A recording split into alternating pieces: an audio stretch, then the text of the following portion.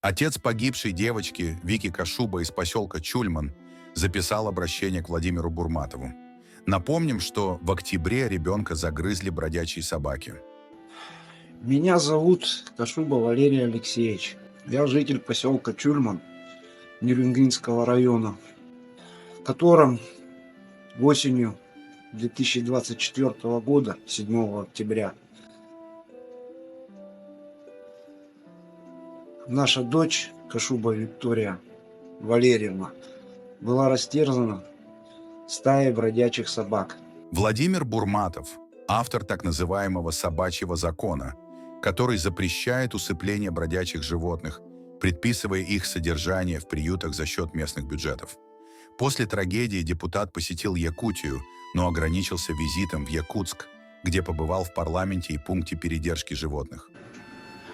Я даже не считаю, я уверен на 100%, что наша дочка стала жертвой принятия этого закона. Отец Вики задает ему справедливые вопросы. «Почему вы не приехали к нам? Почему не посмотрели мне и моей жене в глаза?» Но почему-то Владимир Владимирович Бурматов доехал только до Якутска. К нам в поселок он не приехал.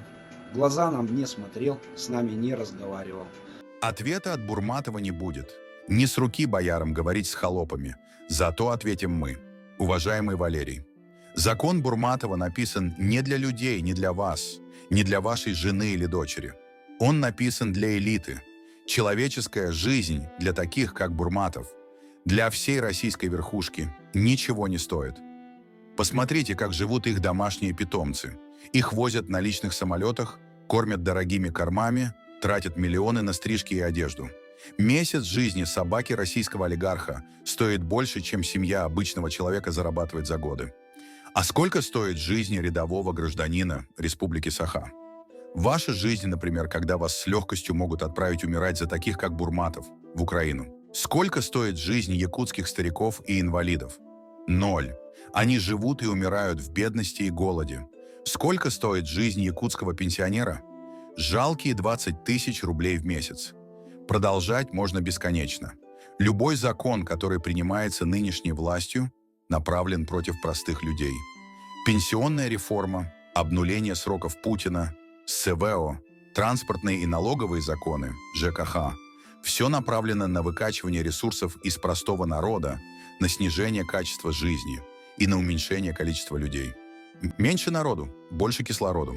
Простите за такое грубое сравнение, но это наша реальность. А сколько стоит жизнь ребенка? И мы, и вы знаем ответ на этот вопрос.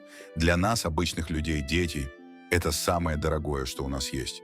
Но для таких, как Бурматов, наши жизни ничего не значат.